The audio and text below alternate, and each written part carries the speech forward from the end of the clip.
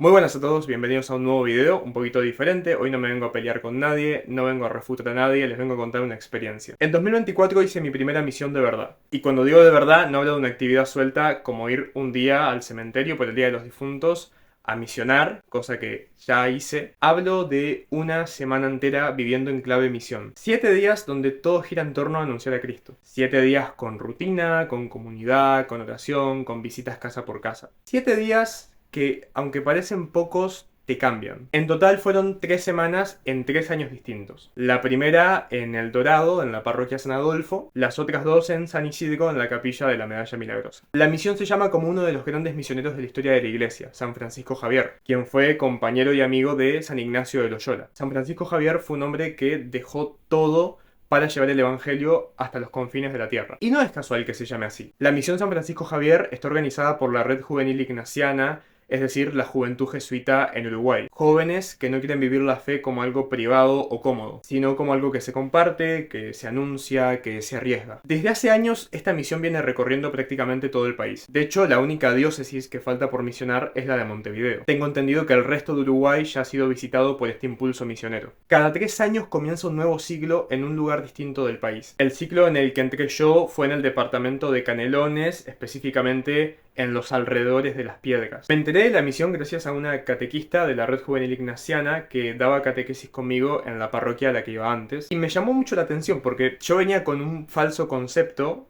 muy evangélico, de que el católico no se preocupa por la salvación de las personas. Como que no evangeliza, como que no sale. Y cuando vi que existía algo así, una misión organizada, una semana entera saliendo casa por casa, y al ver que esto era una iniciativa católica, algo adentro se me rompió. Se me rompió el prejuicio que yo tenía. Honestamente, el primer año dudé mucho antes de anotarme, porque soy una persona a la que le cuesta hacer cosas por primera vez. Me cuesta lo desconocido y además no tenía mucha idea realmente de cómo era la misión. Pero dije, bueno, ya fue, y decidí anotarme igual. Las inscripciones suelen abrir en épocas navideñas y la misión suele ser en febrero. Y me anoté con una mezcla rara de entusiasmo y miedo. El lugar de convocatoria era el colegio seminario, un colegio jesuita enorme. Y yo no sabía bien qué llevar, pero gracias a Dios, desde la misión mandan un correo siempre con una lista detallada. Estaba muy ansioso porque me acuerdo que la noche anterior yo no dormí casi nada. A la mañana mi padre me llevó al colegio y me quedé un rato afuera esperando porque no sabía si podía pasar o no. Estaba como desubicado, ¿no? Como fuera de lugar. En eso se me acerca el padre Álvaro Pacheco, que actualmente es el superior general de la Compañía de Jesús, pero en ese momento, si mal no recuerdo, era el director del colegio. Yo no tenía ni idea de quién era, pero fue él el que me dijo que pasara. Y cuando entré al patio, había gente, pero faltaba. Y a medida que se acercaba la hora, empezaron a llegar más y más jóvenes. Yo no conocía a nadie. Ellos entre sí se conocían porque la mayoría de los que participan son exalumnos del colegio seminario o del colegio San Ignacio, que es otro colegio jesuita. Y algo que tengo que destacar de estos 3 años de misión es eso, la inclusión. Nunca me hicieron sentir que no pertenecía. Eso obviamente me ayudó a no sentirme más nervioso de lo que ya estaba. Cuando ya estábamos todos, hicimos una oración y partimos en buses hacia el colegio San Isidro en Las Piedras. Es un colegio salesiano donde los misioneros nos quedamos antes de ser distribuidos a distintas localidades. Ahí compartimos, comimos, rezamos y nos dieron nuestros grupos. Claro, yo pensaba que me iban a poner con la catequista que me había invitado, pero no. Me pusieron con personas que jamás había visto en mi vida. Y ojo, no lo digo como algo negativo. Al contrario, convivir con personas nuevas me hizo muchísimo bien. Pero bueno, en ese momento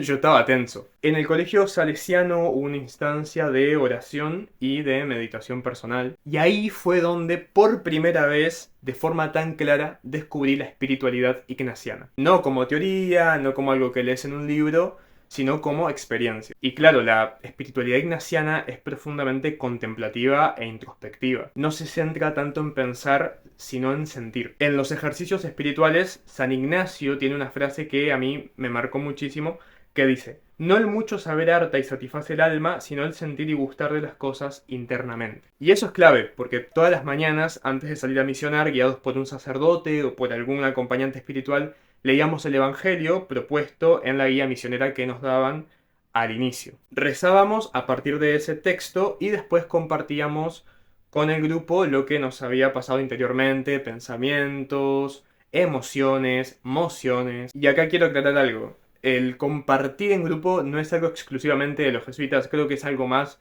general a nivel espiritualidad católica. Pero en la espiritualidad ignaciana tiene como un papel muy central la compartida. Bueno, honestamente, la cuestión es que al principio me aburría. Creo que era porque no podía interiorizar el valor de la contemplación. Tenía mucho ruido interno, mucha distracción, mucho pensamiento superficial, no podía ver claramente mi corazón. Era como si todo estuviera nublado. Lo que más me ayudó fueron dos cosas muy propias de la espiritualidad ignaciana.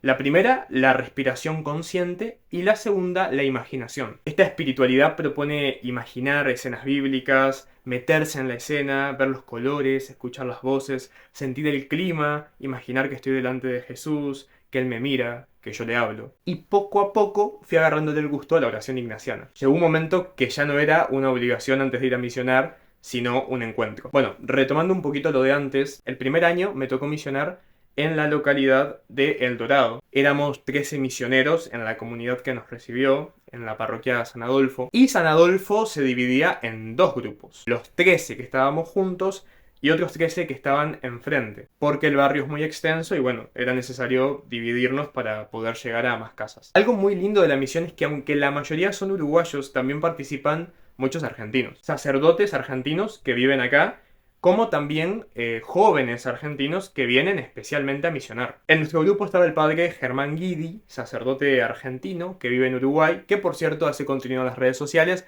así que ya tiro el chivo, vayan a seguir a Germán en las redes sociales. Él nos acompañó toda la semana en San Adolfo. Y enfrente estaba Agustín, un chico argentino que se está formando para ser sacerdote. Él, además de misionero, fue como acompañante espiritual del otro grupo. También habían venido jóvenes de Corrientes y Chaco, dos provincias argentinas, y eso a la misión le da una riqueza distinta. No es solo mi país, es la iglesia en su sentido más universal. Dentro de cada grupo hay dos intendentes. Son misioneros o misioneras que se encargan de administrar los recursos y organizar la vida práctica de la misión. Armar las vinas, o sea, las parejas para salir casa por casa, organizar quién prepara el desayuno, el almuerzo, la merienda, la cena, lo cual también se hace con tu vina de misión. Por ejemplo, si a mi vina le tocaba hacer el almuerzo, también nos correspondía limpiar lo que se había usado en el desayuno. Es una dinámica muy concreta, muy comunitaria, porque todos hacen todo. En 2024, los intendentes de San Adolfo fueron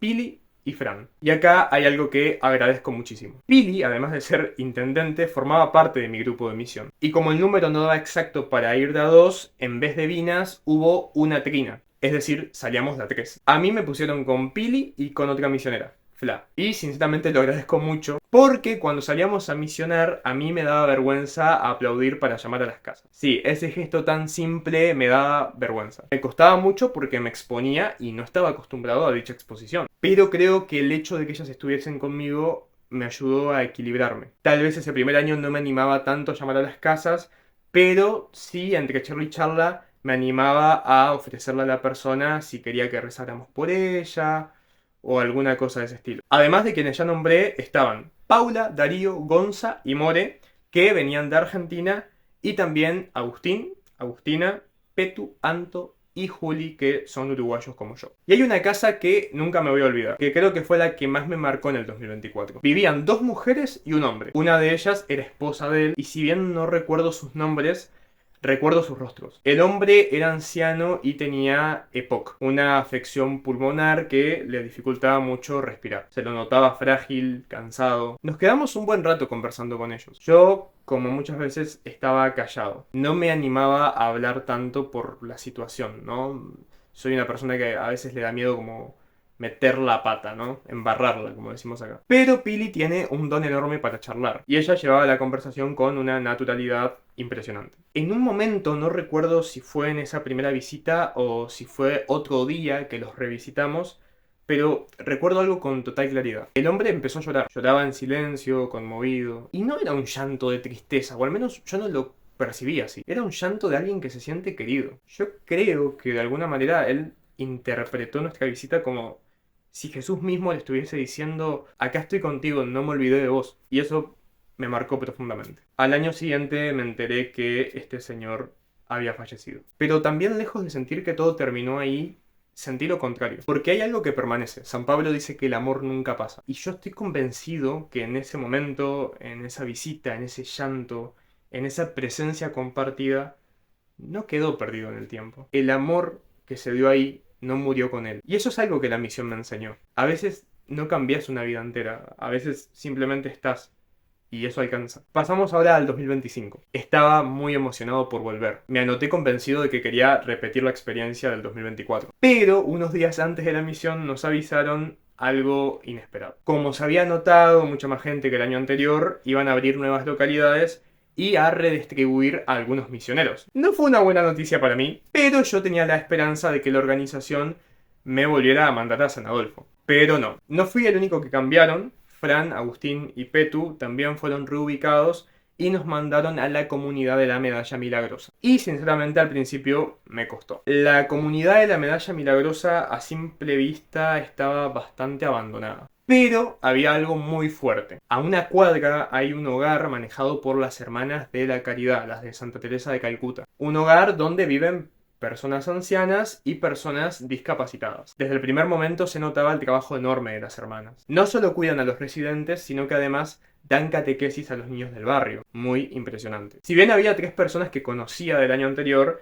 la mayoría del grupo eran caras nuevas para mí. El sacerdote que nos acompañó en el 2025 fue el padre Ernesto, al que todos les decimos Pampo. Él es argentino y trabaja en una comunidad en Santiago del Estero. También vino como acompañante espiritual un joven, Fede, que se está formando para el sacerdocio. No recuerdo exactamente de dónde es en Argentina, pero es un crack. Fran siguió en la intendencia y apareció un nuevo intendente, Chossi, un muchacho de Tacuarembó, otro departamento del Uruguay. En esta ocasión también había más argentinos en el grupo. Además del padre y del acompañante estaba Tomás, cordobés y Boy Scout, que me ayudó a hacerle un nudo a un collar de la Virgen.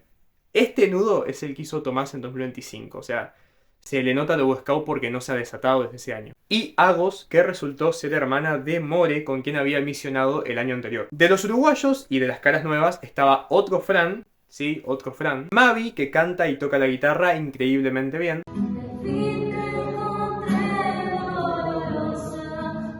Otro Tomás, que ahora entró a la compañía para formarse como sacerdote. Vale. Otra Pili, no la del 2024. Flor. Hola. Y Sofi. Sofi fue mi Vina en 2025. Todos unos absolutos genios. Y como dije, si bien al principio me costó dejar San Adolfo, terminé entendiendo que no se trataba del lugar, sino de estar disponible a la voluntad de Dios. Y hubo una casa en 2025 que también me marcó mucho. Con mi Vina llegamos a la casa de Nelly y Olguis. Olguis, hijo de padres brasileros, le encanta tocar la guitarra. Y nos contaba, con una sonrisa enorme, que lo que más le gusta es tocarle canciones a Nelly, su esposa, que en aquel entonces se había fracturado la pierna y estaba con un yeso. Pero desde el primer momento también nos dimos cuenta de que la amaba muchísimo. En un momento nos llevó al garage para mostrarnos algo con muchísimo orgullo. Un Fusca rosado. Según él, idea de su esposa. Y te lo decía como quien habla de una obra de arte, con esa mezcla de risa y de admiración hacia su mujer. ¿Sabes cómo anda? Mira, ahí tengo el hijito. Nos quedamos un buen rato compartiendo con ellos. No fue una visita intensa en el sentido religioso, es decir, no hablamos demasiado explícitamente de Dios, pero a veces las obras dicen más que las palabras. Sofi se puso a cantar con Olguis, cantaron un tango, y él quedó impresionado. Era cantar con ella y se le iluminaba la cara. Este año, 2026, mi Vina no fue Sofi, fue Mai, pero un día acompañamos a Sofi y a su Vina, Lean, a revisitarlos. Y cuando volvimos, ellos se referían a ese encuentro como un encuentro familiar, un encuentro de familia. Y yo reflexionaba que el mundo no está acostumbrado a llamar familia a desconocidos. El mundo es demasiado egoísta para eso. Sentir al otro como familia no es algo simplemente humano, es una emoción divina. No es algo que uno fabrica, es algo que Dios regala. Y ahí entendí algo que en el 2024 no había logrado entender del todo. La misión no es solo llevar a Dios a las casas, es descubrir que Él ya estaba ahí preparando el corazón de las personas antes de que nosotros llegásemos. Este año también hubo algunos cambios. No de zona, pero sí en el grupo. Se sumaron 5 misioneros nuevos. A 2 ya los nombré, Mai, que fue mi Vina este año, y Lean, que había sido la Vina de Sofi, mi Vina del año pasado. Un trabalenguas enorme, dice ahí. También llegó un muchacho de Santa Fe, Argentina, Mateo, que toca la guitarra y canta excelente.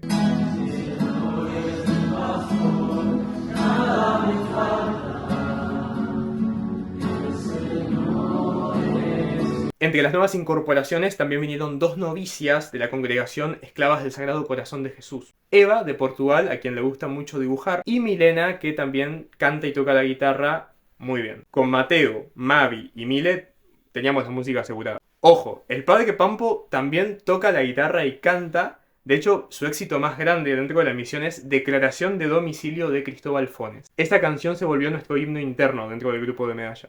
Vivo en el lar, pacientemente humano de la vida.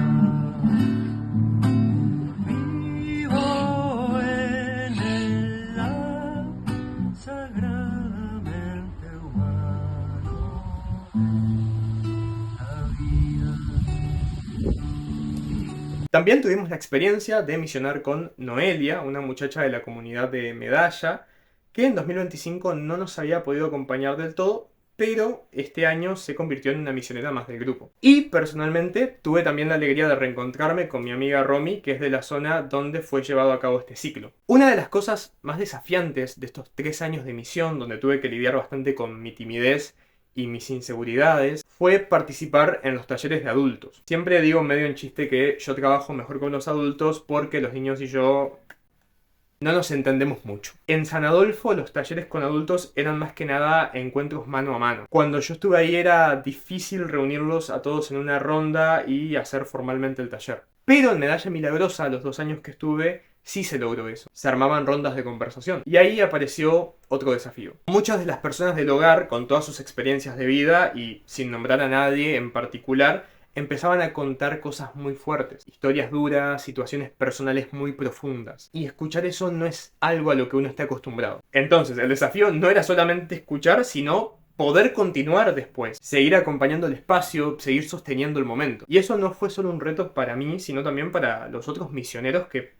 llevaban adelante el taller de adultos conmigo. A eso se le suma algo bastante personal. Yo tengo bastante pánico escénico. Hablar delante de muchas personas me cuesta horrores. Pero este año pasó algo curioso. Cuando terminó la misión nos pidieron que hiciéramos como un sketch, una pequeña actuación. Yo tenía muchísimo miedo de hacerlo. Pero ahí entendí algo que creo que resume bastante bien lo que fueron estos 3 años de misión. La valentía no está en no sentir miedo. La valentía está en hacer lo que te da miedo, aunque tengas miedo. Y creo que de alguna forma la misión fue eso para mí durante estos 3 años. No solo pude darme cuenta de que vale la pena enfrentar las propias fragilidades, sino que también pude sensibilizarme con el otro. Antes de la misión yo escuchaba mucho esa frase de ver a Jesús en el otro, pero honestamente no la entendía del todo. Después de estos 3 años, creo que logré, tanto teórica como prácticamente, empezar a comprender lo que significa. Pude experimentar lo que es ver a Jesús en el pobre, como en el rico, en el sano como en el enfermo, en el que cree como en el que no cree. Porque al final la misión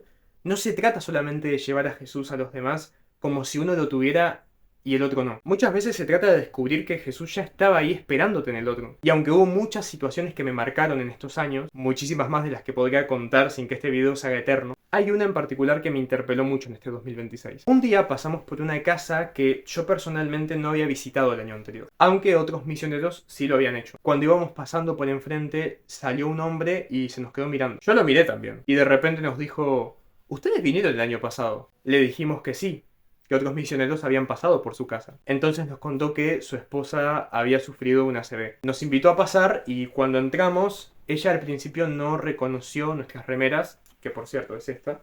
La de este ciclo fue roja, muy linda.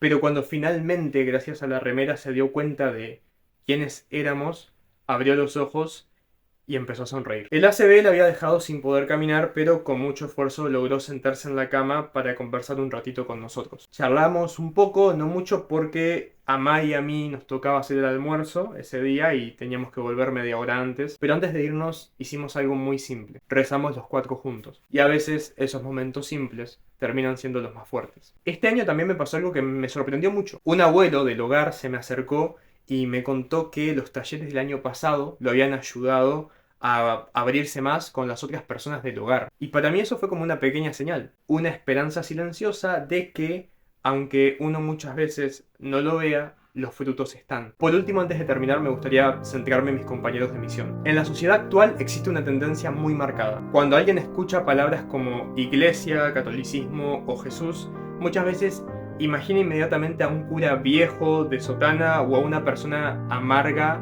de rodillas en una misa. Pero mis compañeros de misión, a quien sinceramente considero amigos, desmienten completamente esa idea con sus propios testimonios de vida. Porque ser joven y ser cristiano no significa ser mejor que los demás, ni mucho menos ser perfecto. Cada uno a su manera me dejó algo. Tal vez ni siquiera se dan cuenta de lo que transmiten a la gente, pero en esa sencillez, en esa autenticidad, en esa alegría, uno puede ver claramente cómo Dios se refleja en sus corazones. El Papa Francisco solía decirle a los jóvenes que había que hacer lío. Y sinceramente creo que tanto mis grupos de misión en estos 3 años como todos los demás misioneros han sabido vivir ese llamado. Se ve un fuego muy grande en el corazón de la juventud de la iglesia. Un fuego que no se apaga con los años, se aviva más. Y déjame decirte algo. Si alguna vez pensaste en misionar pero no te animaste, te invito a hacerlo. Si alguna vez pensaste en misionar, hacelo. Porque a veces una semana alcanza para cambiar un corazón. Yo lo sé porque cambió el mío. Si sos de Uruguay, te recomiendo muchísimo la misión San Francisco Javier. Y si sos de otro país, no importa, animate igual. Estés donde estés, anotate a la misión que sea. Porque creo sinceramente que tenés mucho más para ganar que lo que tenés para perder. E incluso lo que perdés, comodidad, tiempo, seguridad, termina haciéndote bien. Porque como dice la Escritura, para los que aman a Dios, todo obra para bien.